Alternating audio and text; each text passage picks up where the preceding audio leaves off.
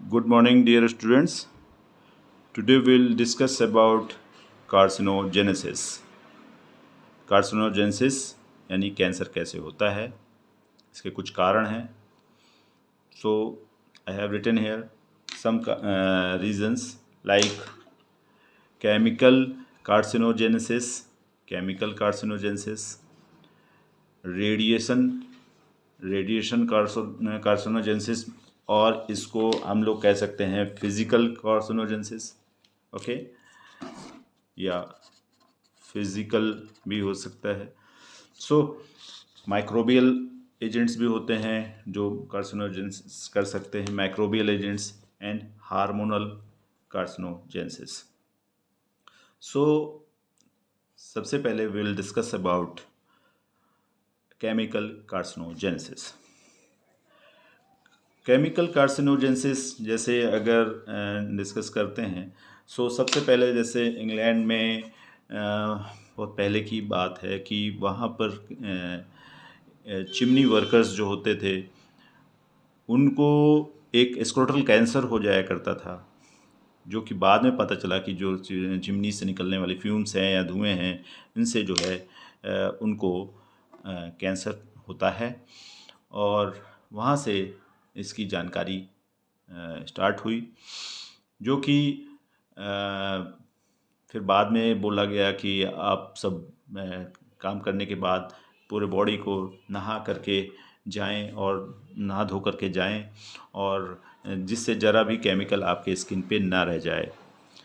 इसी तरह से जब बाद में इसके लिए हम लोगों ने देखा कि जो एनिमल्स होते हैं, रैट्स या रैबिट्स हैं, उनके स्किन पे कंटिन्यूअसली केमिकल या चारकोल को लगाते रहे, कुछ दिन बाद उनमें कैंसर भी उनकी स्किन पे उत्पन्न हो गया.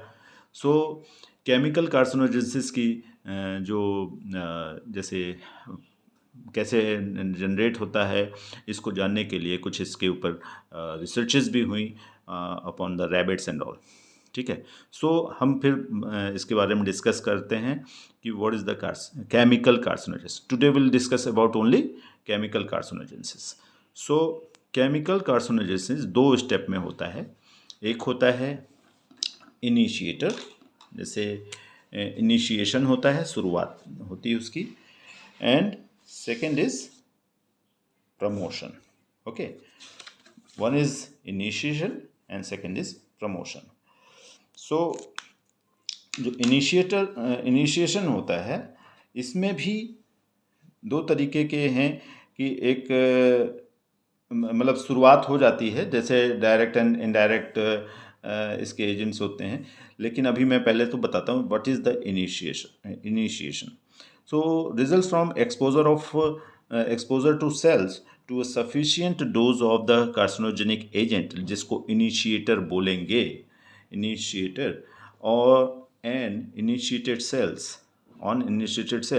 is altered, making it potentially capable of giving rise to a tumor. Okay, ये क्या करते हैं, ट्यूमर बनाने में इनिशिएट करते हैं, इनिशिएटर्स कहे जाते हैं, कुछ केमिकल्स हैं. Initiation alone however is not sufficient for tumour formation. यानी कि ये इनिशिएटर जो है, खुद इनिशिएशन जो होता है, जब होता है तो खुद सिर्फ इनिशिएटर ही इटसेल्फ कैंसर नहीं प्रोड्यूस कर सकता, इस अगर जब तक कि प्रमोशन भी साथ में नहीं होता है, यानी प्रमोटर्स भी साथ में नहीं आते हैं. So initiation causes permanent DNA damage.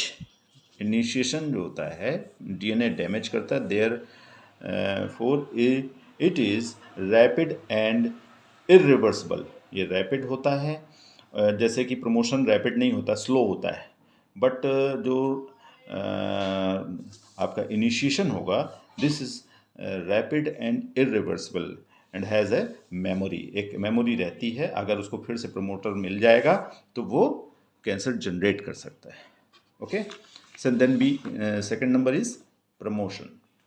Promotion यानी कि in promotion promoters can induce tumour initiated cells, ये ट्यूमर इनिशिएटेड सेल्स को इंड्यूस कर सकते हैं, but they are not tumorigenic. जो ये बाई देमसेल्स, ये अकेले ही ट्यूमर नहीं प्रोड्यूस कर सकते, इनको इनिशिएटर चाहिए होता है। सो ये धीरे धीरे तो होते हैं, डेवलप होते हैं, बट ये अकेले ट्यूमरोजेनिक नहीं हो सकते themselves. In contrast to the effect of initiators, the cellular changes resulting from application of promoters do not affect DNA directly. ये DNA को डायरेक्टली इन्वॉल्व नहीं कर पाते, इनमें चेंजेस नहीं होते, यानी कुछ मेटाबॉलिक एक्टिविटीज़ की ज़रूरत होती है। सो मेटाबॉलिक एक्टिविटीज़ को होना होता है। सो जब तक वो नहीं होते तब तक ये नहीं हो पाता, यानी प्रोमोटर्स जो होते हैं, प्रमोशन जो होगा वो प्रोमोटर्स के द्वारा होगा। अगर वो अकेले चाहें तो डीएनए डैमेज करके और कार्सिनोजेनिसिस कर सकें, ऐसा संभव नहीं है। एंड ये रिवर्सिबल भी होता है। जैसे कि आपको मैंने बताया कि जो प्रमोटर होता है, प्रमोटर जो है इरिवर्सिबल होता है, बट प्रमोटर रिवर्सिबल होता है, बट जो आपका इनिशिएटर होता है वो इरिवर्सिबल होगा। ओके, डैमेज कर जाएगा पूरा का पूरा। एंड जो आपका प्रमोटर है वो रिवर्सिबल होगा। Also, tumors do not result when the promoting agents, जो promoting agents हैं, is applied before rather than after the initiating agents। ठीक है, इसका मतलब है कि ये जो promoting agents हैं बिफोर अगर आफ्टर हो जाते, उसके पहले होते हैं, तब भी ये कर नहीं पाएंगे आपके कैंसर को। इसको इस तरह से समझें, एक हमने फ्लो चार्ट बनाया हुआ है। जैसे इसको मान ले, एक्स को मान लेते हैं application of initiator and T is the application of the promoter. So अगर सिर्फ कुछ समय के लिए इनिशिएशन होता है और फिर कुछ भी नहीं होता, ना प्रमोटर्स आते ना कुछ आता है, तो ट्यूमर नहीं बनेगा। और अगर इनिशिएशन हुआ और कुछ समय के लिए कंटिन्यूअस प्रमोटर्स मिलते रहे, देन ट्यूमर बन जाएगा। ओके, ट्यूमर डेवलप हो जाएगा। और अगर इनिशिएटर आए, इनिशिएशन हुआ एंड थोड़ा सा गैप हुआ, फिर लेकिन मिल गया एप्लीकेट, यानी कि वो तो मेमोरी में रहेगा। बताया ना कि मैं इरिवर्सिबल होता है तो मेमोरी सेल में रहता है, उसमें मेमोरी रहेगी। सो थोड़े समय बाद अगर उसको प्रमोटर्स मिल गए तो ट्यूमर वो भी बना लेगा। ओके, एंड अगर पहले प्रमोटर्स आते हैं, बहुत समय तक रहते हैं, सब कुछ होता है, रिवर्सिबिलिटी भी होती है उनमें, क्योंकि फिर उनको अगर इनिशिएटर मिलता है ना, ट्यूमर नहीं बनेगा। ओके, देन सिर्फ अगर प्रमोटर्स ही रहते हैं, कंटिन्यूअस रहते हैं, कंटिन्यूअस रहेंगे, लेकिन फिर भी वो डीएनए डैमेज कर पूरे तरीके से नहीं कर पाएंगे और उसमें चेंजेस नहीं ला पाएंगे और रिवर्सिबल हो जाएंगे और ट्यूमर नहीं बनेगा। सो ये आपको जैसे कि एक फ्लो चार्ट के थ्रू मैंने बताया कि कैसे कैसे ट्यूमर्स बन सकते हैं और कैसे नहीं बन सकते, जो मैलिग्नेंट ट्यूमर्स कहेंगे, ट्यूमर्स यानी malignant tumours. So chemicals that can cause initiation of carcinogenesis can be classified into two carcinogenic genesis, direct acting and indirect acting। दो तरह के होते हैं, direct acting and indirect acting. तो डायरेक्ट एक्टिंग एजेंट्स कौन कौन से हैं या क्या होते हैं ये हम बताते हैं। सो डायरेक्ट acting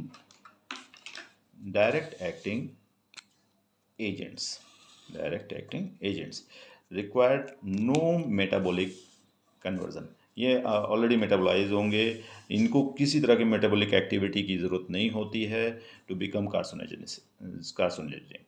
सो इनको मेटाबॉलिक एक्टिविटी की ज़रूरत नहीं पड़ती है। और ये डायरेक्ट एक्टिंग जितने भी एजेंट्स हैं वो मेटाबॉलिक एक्टिविटी में पार्ट नहीं लेते। सो इनका जैसे इनको बोला जाता है alkylating agents like beta beta propiolactone, cyclophosphamide, etc, मतलब कई हैं इस तरह से। और दूसरा है, एक दूसरा एजेंट होता है, एक तो को बोलेंगे हम लोग एल्कलाइटिंग एजेंट और एसाइलेटिंग एजेंट होता है, एक एलाइटिंग एजेंट और एल्कलाइटिंग एजेंट। तो ये भी जैसे इनके भी एग्जांपल्स हैं, one acetyl imidazole, dimethylcarbamyl chloride, इस तरह से कई एजेंट्स होते हैं। And another is indirect agent. इनको मेटाबॉलिक एक्टिविटी यानी इनमें मेटाबॉलिज्म होना है, यानी कि जैसे इलेक्ट्रोफिल्स वगैरह बनाएंगे और फिर इलेक्ट्रोफिल्स जैसे कि इलेक्ट्रॉन इसमें नहीं रहेगा तो ये जा कर के आकर्षित करेंगे, या डीएनए डैमेज करने के बाद ये कुछ प्रोटीन से मिल करके वो पूरे पूरे डीएनए को डैमेज करेंगे। सो इसमें मेटाबॉलिक एक्टिविटी की ज़रूरत होती है। तो refers to chemical that requires metabolic conversion to an ultimate carcinogen before they become active. जैसे कि एक एग्जाम्पल है बेंजाथ्रासीन और बेंजोपायरीन, ये एग्जाम्पल है। ओके, आप इसको इस तरह से समझें कि एक डायरेक्ट एक्टिंग एजेंट है और एक इनडायरेक्ट एक्टिंग एजेंट। तो डायरेक्ट एक्टिंग एजेंट्स जो होते हैं वो डायरेक्ट, मतलब उनमें क्या कहते हैं, जैसे मेटाबॉलिक कन्वर्जन की ज़रूरत नहीं है, उनमें मेटाबॉलिक एक्टिविटी की ज़रूरत नहीं है। बट जो इनडायरेक्ट एक्टिंग एजेंट्स होते हैं उनमें ज़रूरत होती है मेटाबॉलिक कन्वर्जन की। Okay, this is main point. आप इसको समझें कि इसमें मेटाबॉलिक कन्वर्जन की ज़रूरत पड़ती है, no require, and direct acting वाला requires metabolic conversion. Okay, understand. तो दो तरह के कार्सिनोजेनिक एजेंट्स होते हैं, एक होता है direct acting, okay, direct acting, next is another is indirect acting agents. Okay, the next one is, अब इसको हम बोलेंगे कैसे, मतलब क्या होता है, इनिशिएटर्स क्या करते हैं। सो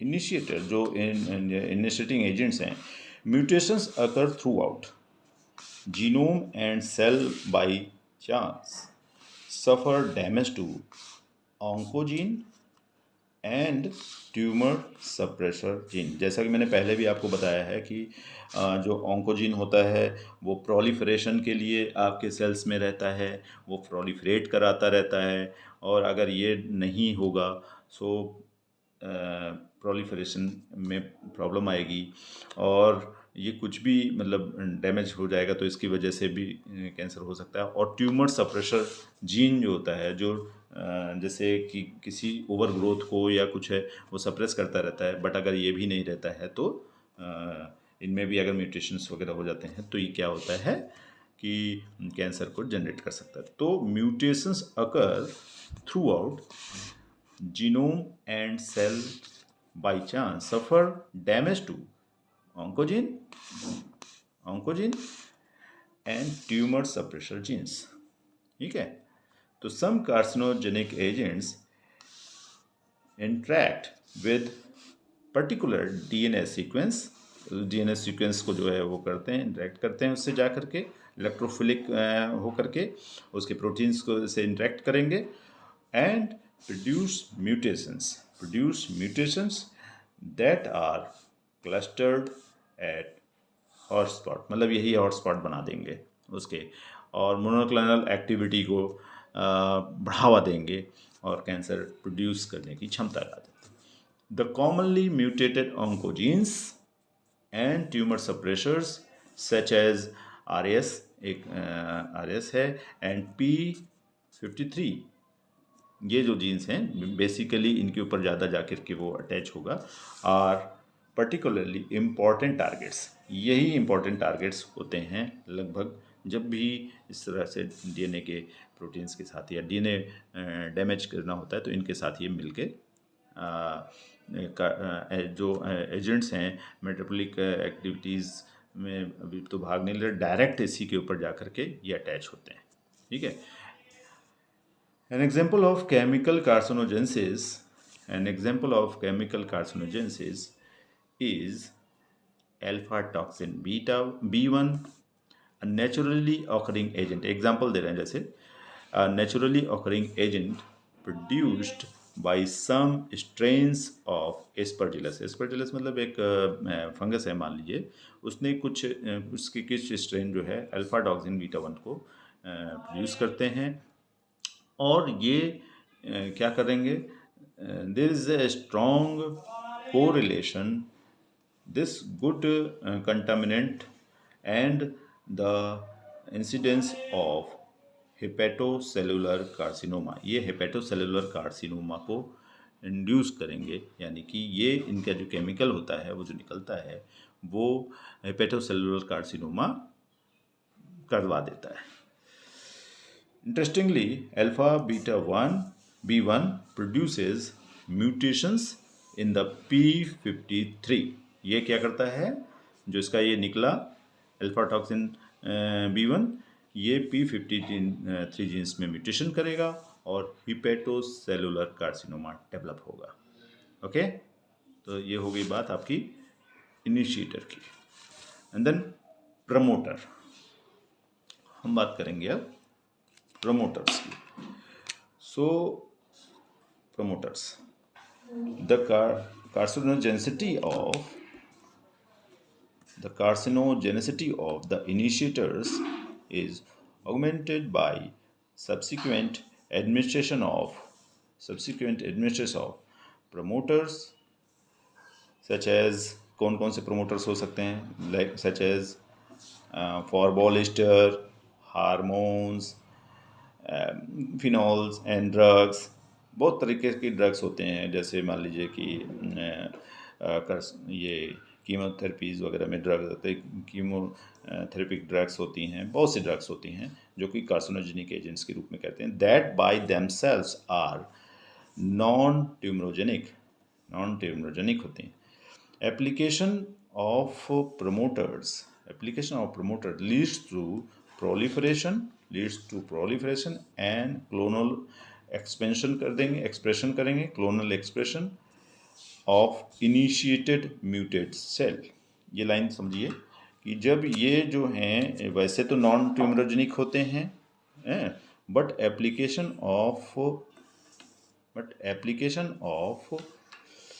promoters leads to proliferation and clonal expansion of initiated mutated cells। जो ऑलरेडी पहले से पड़ी हुई हैं इनिशिएटेड प्रोमोटर सेल्स हैं, उनमें जो है म्यूटेशन करता है, मतलब ये आगे उसको बढ़ाता है, प्रोमोटर्स जिसको कहेंगे, these are the promoters. Okay, so कुछ मैं आपको टेक्स्ट बुक में एक डायग्राम दिखाना चाहता हूँ जो कि आपको बताएगा कि कैसे ये एक्टिविटी होती है।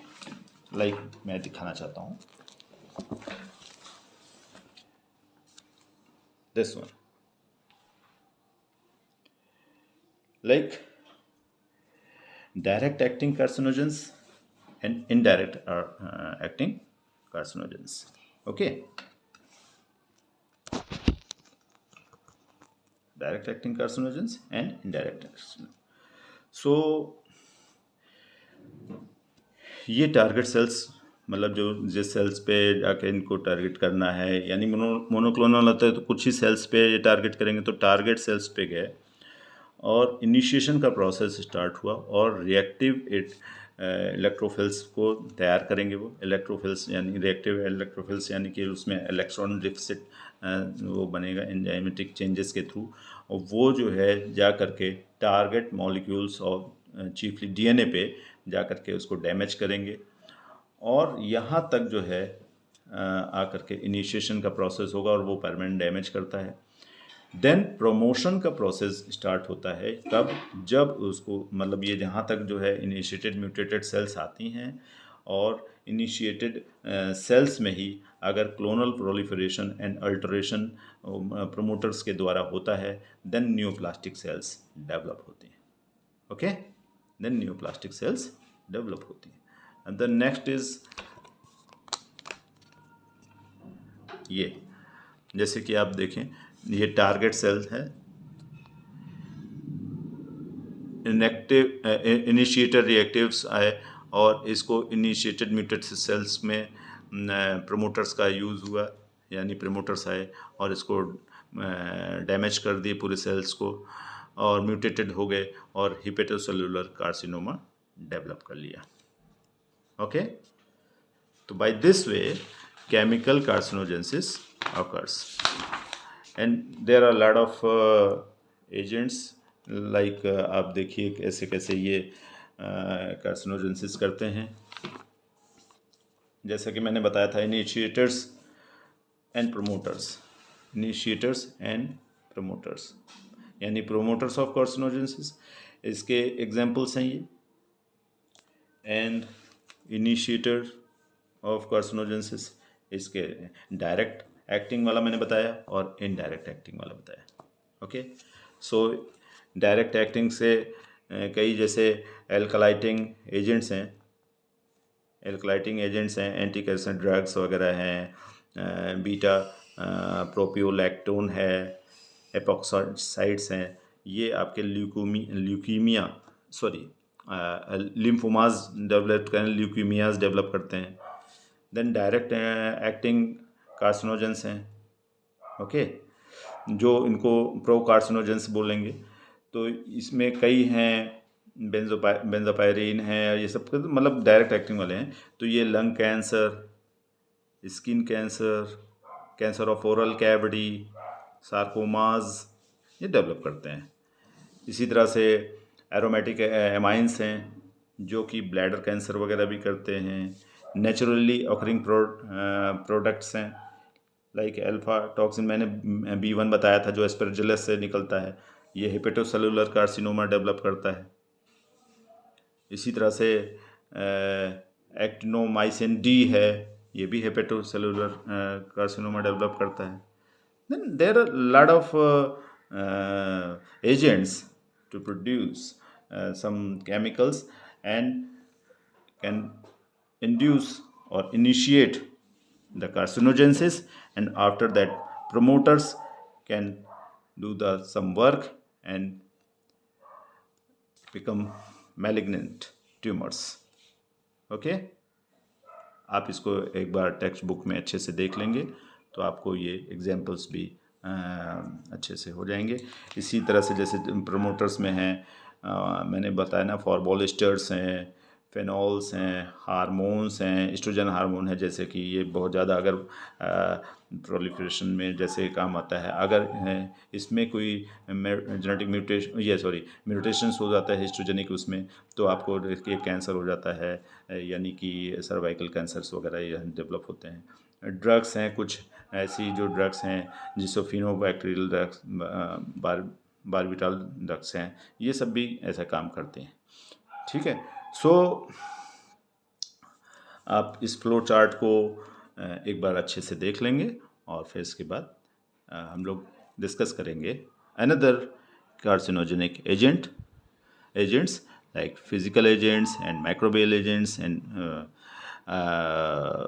आयोनाइजिंग एजेंट्स वगैरह के लिए बाद में बात करते हैं. नेक्स्ट टॉपिक पे नेक्स्ट लेक्चर में डिसाइड करेंगे. Okay, thank you.